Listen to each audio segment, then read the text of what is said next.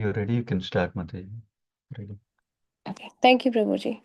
Hare Krishna, dear devotees. Please accept my humble obeisances. All glories to Srila Prabhupada and Guru Maharaj. Om Namo Bhagavate Vasudevaya. Om Namo Bhagavate Vasudevaya. Om Namo Bhagavate Vasudevaya. Narayanam Namaskritya Naram Cheva Narottamam Devim Saraswatim Vyasam Tato Jayamudire Nashtaprayashu Abhadreshu Nitram Bhagavata Sevaya Bhagavate Uttavashoke Bhaktir Bhakti Nashtiki. Today we are reading from Srimad Bhagavatam, Canto 7, The Science of God, and Chapter 1, The Supreme Lord is Equal to Everyone, verse 1 to 12. Text 1. King Parikshit inquired, My dear Brahmana, the Supreme Personality of Godhead, Vishnu, being everyone's well wisher, is equal and extremely dear to everyone. How then did he become partial like a common man for the sake of Indra and thus kill Indra's enemies?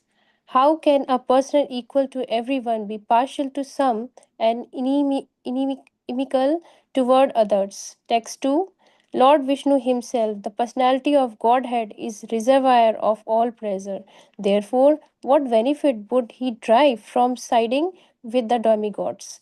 What interest would he fulfill in this way, since the Lord of Transcendental? Why should he fear the Asuras, and how could he be envious of them? Text 3. O greatly fortunate and learned Brahmana, whether Narayana is partial or impartial has become a subject of great doubt. Kindly dispel my doubt with positive evidence that Narayana is always neutral and equal to everyone. Text 4 to 5.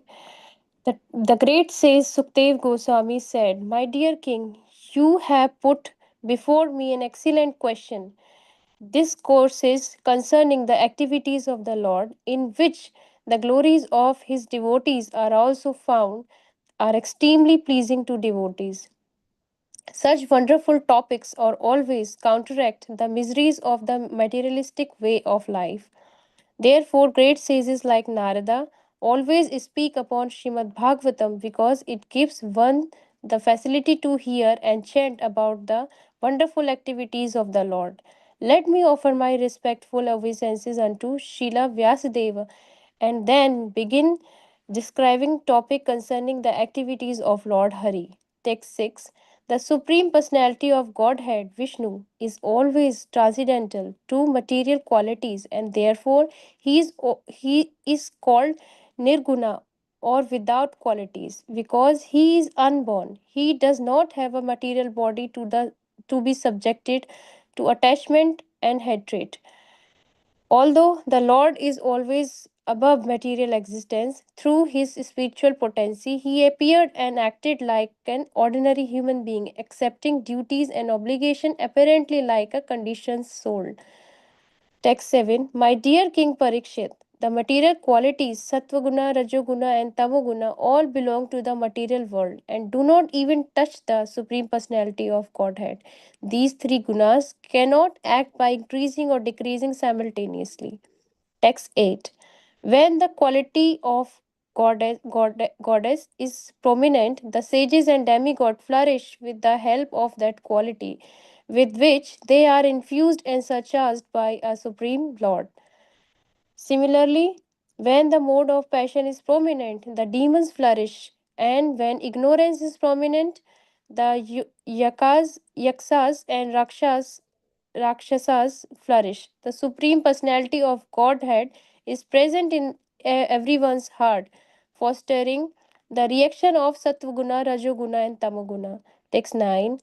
The all pervading personality of Godhead exists within the heart of every living being, and an expert thinker can perceive how he is present there to a large or small extent. Just as one can understand the supply of fire in wood, the water in a water pot, or the sky within a pot, one can understand whether a living entity is a demon or a demigod by understanding that living entities' devotional performances. A thoughtful man can understand how much a person is favored by the Supreme Lord by seeing his actions. Text 10. When the Supreme Personality of Godhead creates different types of bodies, offering a particular body to each living entity according to his character and fruitive actions, the Lord revives all the qualities of material nature, Sattvaguna, Rajoguna, and Tamoguna. Then, as the supreme as the super soul, he enters each body and influences the qualities of creation, maintenance, annihilation, using Sattvaguna for maintenance, Rajoguna for creation, and Tamoguna for annihilation. Text 11. O great King, the Supreme Personality of Godhead, the controller of the material and spiritual energies, who is certainly the creator of entire cosmos, creates the time factor to allow the material, energy, and living entity to act within the limits of time. Thus, the Supreme Personality is never under the time factor nor under the material energy. Text 12. O King, this time factor enhances the Sattva Guna. Thus, although Supreme Personality is the controller, he favors the demigods who are mostly situated in Sattva Guna. Then the demons who are influenced by Tamoguna are annihilated. The Supreme Lord induces the time factor to act in different ways, but he is never partial. Rather, his activities are glorious and therefore he is called Urusarva. Thank you so much, Prabhuji. Hare Krishna. Thank you so much, Mataji. Hare Krishna. Krishna and Prabhu, when are you ready, Krishna? Prabhuji? Okay, Prabhuji. Thank you very much, Prabhu, for giving this opportunity. Thank you, Shivani Mataji, for reading today's Bhagavatam section slokas, translations. And thank you all for joining. So today we are reading from 7th Canto, Chapter 1. The Supreme Lord is equal to everyone. So we'll start with prayers. Om Ajnanatimirandasya Gnananjanasalakaya Chakshurunmilitam Yena Tasmai Sri Gurave Namaha. Namo Vishnupadaya Krishna Presthaya Bhutale Srimate Bhaktivedanta Swaminiti Namane. Namaste Saraswati Deve Gauravani Pracharine Nirvishesha Sunyavadi Paschatadeshatarni. Jai Sri Krishna Chaitanya Prabhu Nityananda Sri Advaita Gadadara Srivasadi Gaura Bhaktarunda. Hare Krishna Krishna Krishna Hare Hare Hare Rama Rama Rama Hare Hare. So today we are starting a new canto, 7th canto. So, so Bhagavatam talks about the 10 topics. So it's mentioned in the 2nd canto, 10th chapter. Atra sargo visargascha stanam poshnamutaya manvantara ishanukata nirodha mukti rashraya. Like sargo visarga, like primary creation and secondary creation. Then sthanam, like giving the conditioned living entities a particular body and putting into the different planets, like that. Then poshanam, the Lord's protection. Then uti, the inclination, like that. There are 10 topics are described. And in the last canto, so predominantly Bhagavatam stresses the topic of poshanam, the protection of the devotees that Supreme Lord gives. So it starts with the glorification of the Lord's holy name and how Ajamila is protected when he chanted the holy name of the Lord Narayana from the clutches of Yamadutas, and then was given another chance, which he utilized it sincerely and seriously, and he perfected his life and went back home, back to Godhead. So then also it resumes the topic of Visarga and how various conditioned living entities are created in this material world through the 60 daughters of Daksha Prajapati. And then as part of it, so it also talked about the offenses and the struggle of Indra, and connecting to that, it talked about this divine demon Vritrasura and his previous life Chitraketu Maharaj. And also we heard how Krishna protected pure devotee Chitraketu Maharaj, even though he was cursed to become as a demon, but his pure devotional consciousness is continued in the demonic life also, when he appeared as Vritrasura as a demon. So, and Krishna took him back to the spiritual world. So, breaking the cycle of birth and death like that. So, in this canto, the 7th canto, Bhagavatam predominantly talks about the topic of uti, inclination. It talks about the two types of inclinations. So, one is auspicious and another is inauspicious. So, based on the auspicious and inauspicious inclinations, so the conditioned living entity in this material world, so they perform either pious activities or impious activities. And due to that, the results of those actions will be received to that conditioned living entities. And based on the results, so they may go through the happiness, the so-called happiness in this material world, or so distress conditions. And it also talks about two types of bhakti, like the pure devotional, Suddha Bhakti, through the example of great devotee Prahlad Maharaj, and then Mishra Bhakti, or mixed devotional service, so which is done by the followers of Varnashrama systems like that. So in this first chapter, so we hear like Maharaj Parikshit asking the question, whether the Supreme Lord is partial or impartial like that. And we'll hear how Sukadeva Goswami refuted that argument, because many people may have this question. So Sukadeva Goswami is clearing that question that Krishna is impartial like that. So we'll start with slokas 1 to 12. So in the first sloka, we see that Parishit Maharaj is inquiring the Supreme Lord Vishnu, so who is a well-wisher, Suradam Sarva Bhutanam. So is extremely dear to everyone, equal and dear to everyone. So how he became partial like a common man?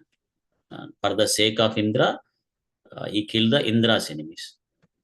So, and he's wondering how can a person equal to everyone and be partial to some and inimical towards others like that. And Prabhupada mentions in the purport that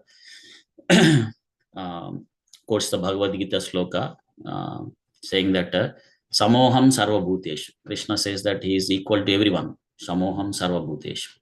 And Name Dveshya Asti Napriyaha. So there is no one dear or no one is inimical like that.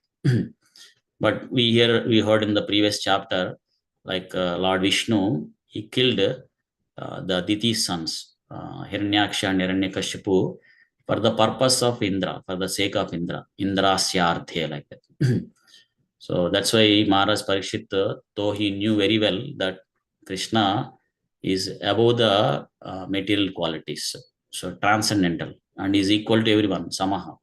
But still, when he heard this, that he killed for the sake of Indra these two demons, the Hiranyaksha and Hiranyakashipu. So he proposed, he got this question, like, whether Krishna is equal to everyone or is partial or impartial like that. Of course, this question also clears, because when some of them may have this question like that, Krishna might be partial like that.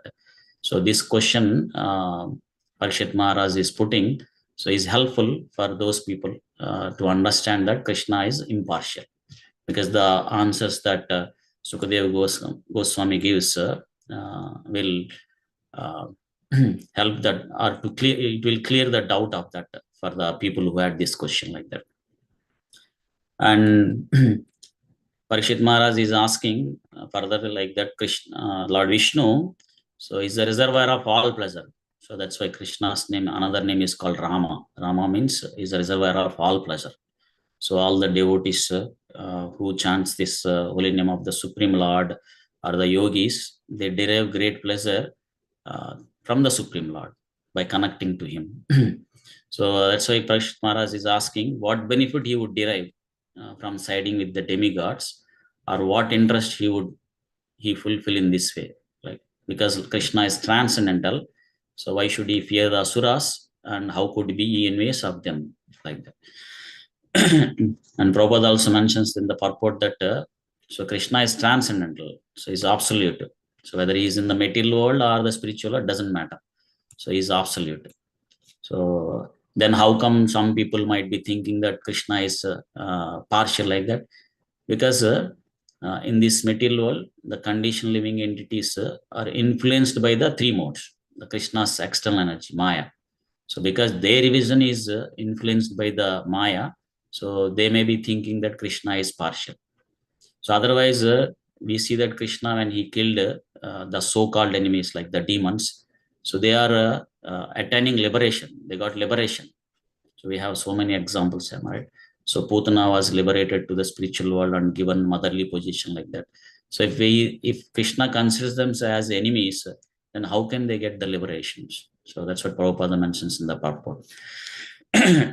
And Prabhupada also mentions that since Krishna is transcendental, so whoever connects to Krishna, like when we chant this Hare Krishna Maha Mantra also, Hare Krishna, Krishna Krishna, Hare Hare, Hare Ram, Ram Ram, Hare Hare.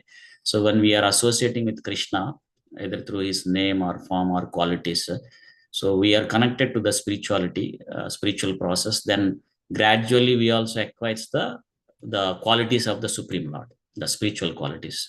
So when we advance in the spiritual process, then we are affected less by the duality of these material qualities, because in the material world only we see these dualities like enmity, friendship, all those things, because one is influenced by the three modes, sattva, rajo, tamo guna.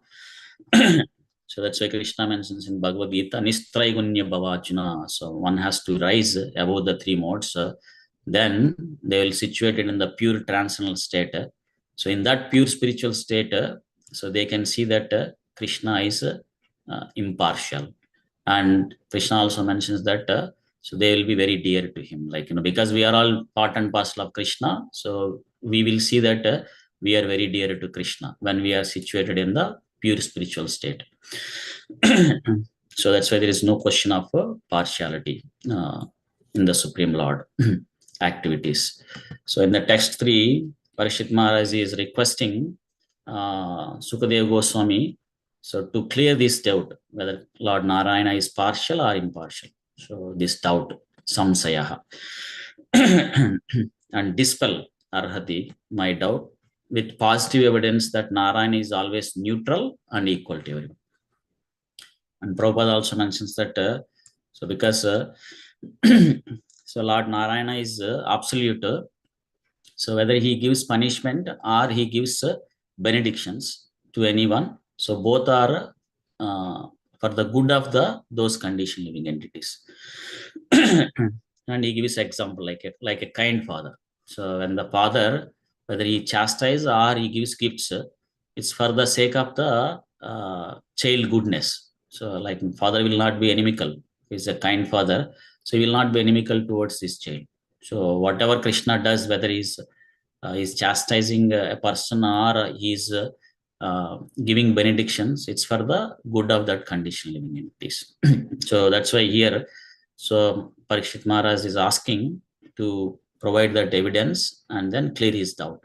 And then here Sukadeva Goswami started clearing that doubt by giving the positive evidence, saying that first he is appreciating for that excellent question, because that would lead the conversation about the Supreme Lord, so which is in which the glorious of his devotees are also found, and they are extremely pleasing to the devotees. So not only that, they are also counteract the miseries of the materialistic way life. So that's why the great sages like Narada, they always speak the topics of Srimad Bhagavatam. So, and also here we see that another thing Sukadeva Goswami is saying, mentioning that he is offering his respectful obeisance to Srila Vyasadeva, Krishnaya Munaya.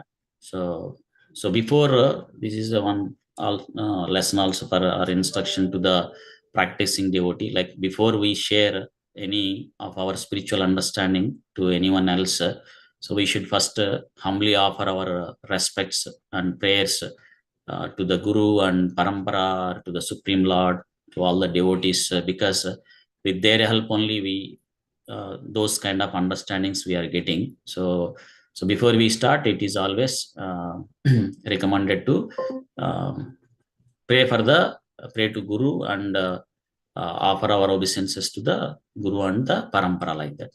So here also Sukadeva Goswami is offering his respectful obeisance to Vyasadeva, because Vyasadeva is the guru and father of the Sukadeva Goswami.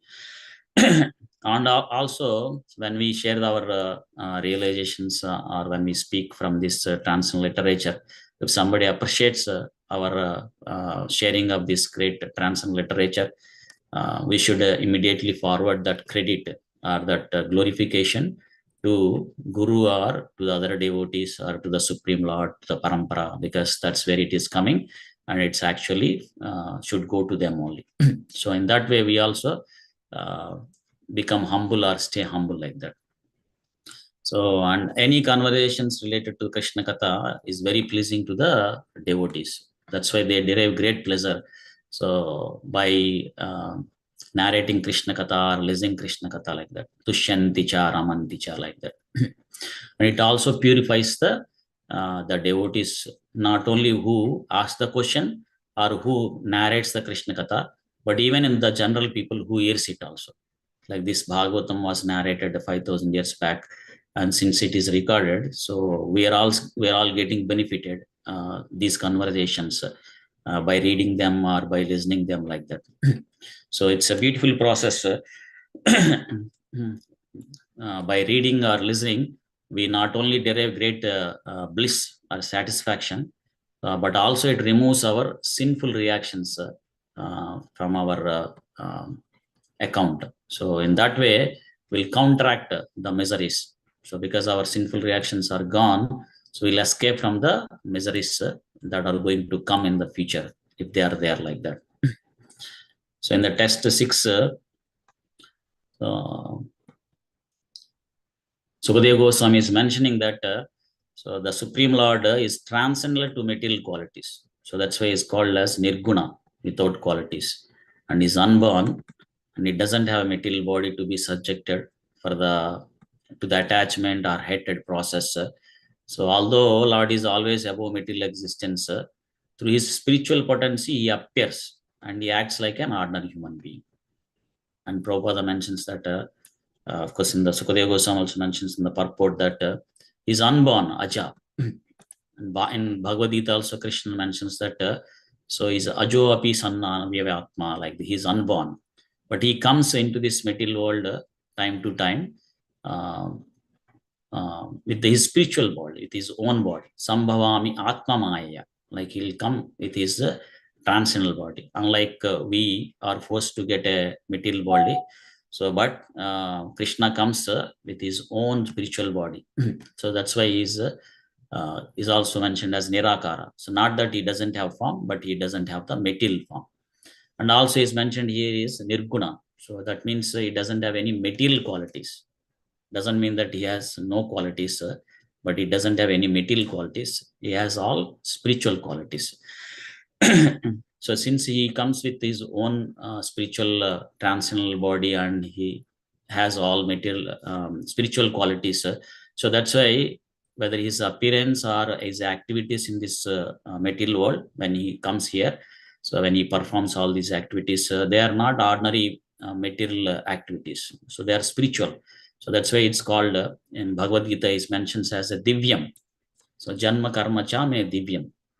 So whoever understands this as it is, so they'll go back home, back to Godhead. So evam yo veti tattvataha takta deham punarjanma naiti mamiti soachna.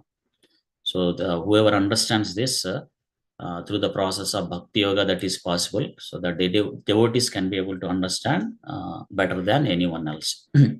Because the others, they don't understand, so they think that Krishna is also an ordinary human being, or maybe a little bit powerful at that time compared to others like that. So that's why Krishna mentions them as the mudhas, avajananti mam mudha, like that. So the fools like that, because they do not know his transcendental nature, param bhavam ajananto, like that. So that's why they are mentioned as the fools like that. And in the text 7, Sukadeva Goswami is mentioning that the material world is Sattva, Raja, Tamo, Guna. So they all belong to the material world and they do not touch the Supreme Lord. And Prabhupada mentions in the purport that actually these three gunas are his energy only. So his external energy. So Daivi Hesha Gunamayi.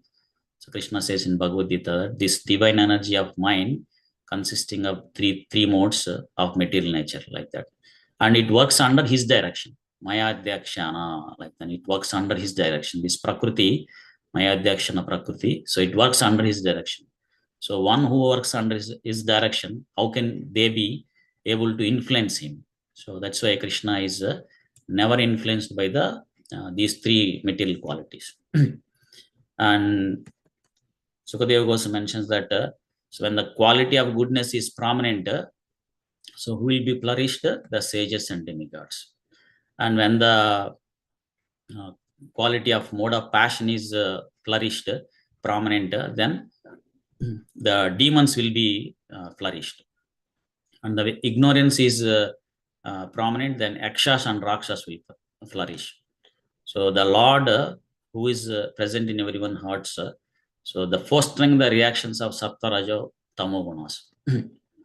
And Prabhupada mentions in the purport that so whether the demigods win the battle or lose the battle, or the demons win the battle or lose the battle, so it's all the reactions of these three modes, Sattva, Raja, Tamo Guna. So similarly in this material world also, the conditioned living entities, each and every one, so we are all influenced by the three modes. So Prakriti, Kriya, Manani. So with these three modes, we are all influenced. So we can all see, like, in each and every living entities, these three gunas, the percentage varies. Like, sometimes our mode of goodness may be prominent. So Krishna mentions that when the mode of goodness is prominent, so then the illumination of the knowledge in the body is experienced. So when the mode of passion is increased, then the attachment, the uncontrollable desire, hankering, those things will be increased. So when the mode of passion, when ignorance is increased, the madness, the illusion, so those things are increased. So Krishna sitting in each and every one heart, Vruddesha Arjuna Tishtati, like he's simply giving the results. So he doesn't take part in that. So that's why he's called impartial. So in the text 9, Sukadeva Goswami is mentioning that so the all-pervading Supreme Lord who exists within the heart of each and every living entity, and an expert thinker can perceive. So how he is present there to a large or small extent. And here analogy is given like that, a supply of fire in wood, or the water in a water pot, or sky within a pot. So that can be understand, an expert thinker can understand. So an expert person can understand how much water is there in the water pot, or how much fire is in there in the wood, or how much sky is there in a pot, like that. So similarly, so a living entity, whether it's a demon or a demigod, so is understood by their modes, and that only thoughtful man can understand. And Prabhupada mentions that explains this analogy like, the fire represents the mode of goodness. So similarly, the water represents the mode of passion, and the sky represents the mode of ignorance. So the one can judge a person based on their qualities and activities. So the qualities and activities are influenced by these three modes, Sattva, Raja, Tamo Guna. So not just as soon as by seeing, one may not be able to judge whether that person is a demigod or a demon or Yaksha or Rakshasa, like that. But based on their activities and qualities, so an expert person can be able to understand how much goodness or how much passion or how much ignorance that person may have it. So based on that, they can be able to judge like that. Of course, Prabhupada mentions that so in general, Padma Purana also mentions that a devotee of the Supreme Lord is demigod, Vishnu Bhakta Smrito Daiva. So, and the opposite is demon, Asuras Tad Viparayeha, like that. So that's a general explanation. So, and then in the 10th sloka, Sukadeva Goswami is mentioning that Krishna creates different types of bodies, and offering a particular body to a living entity according to his character and fruitive actions. And then as the super soul, he enters each body and influences the qualities of creation, maintenance, and analysis.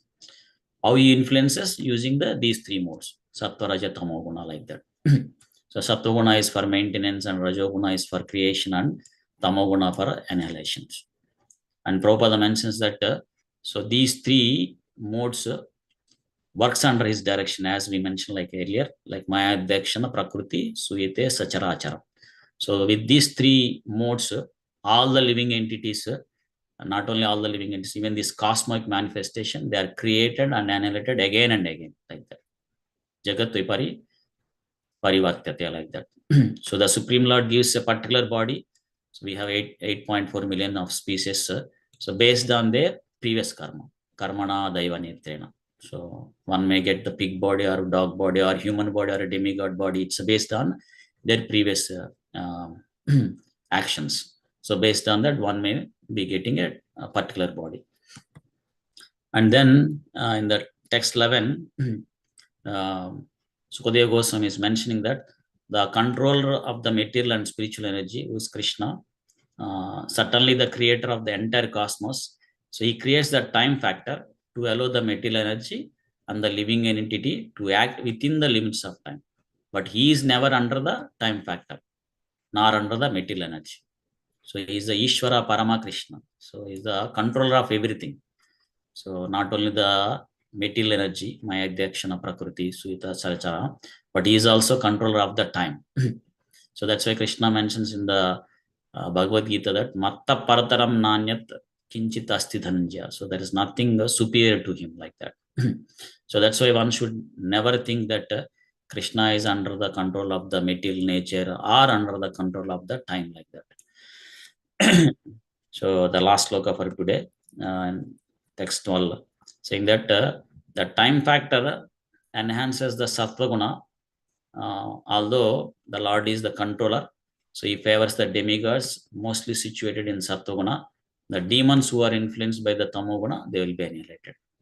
So the Lord induces the time factor to act in different ways, but he is never partial.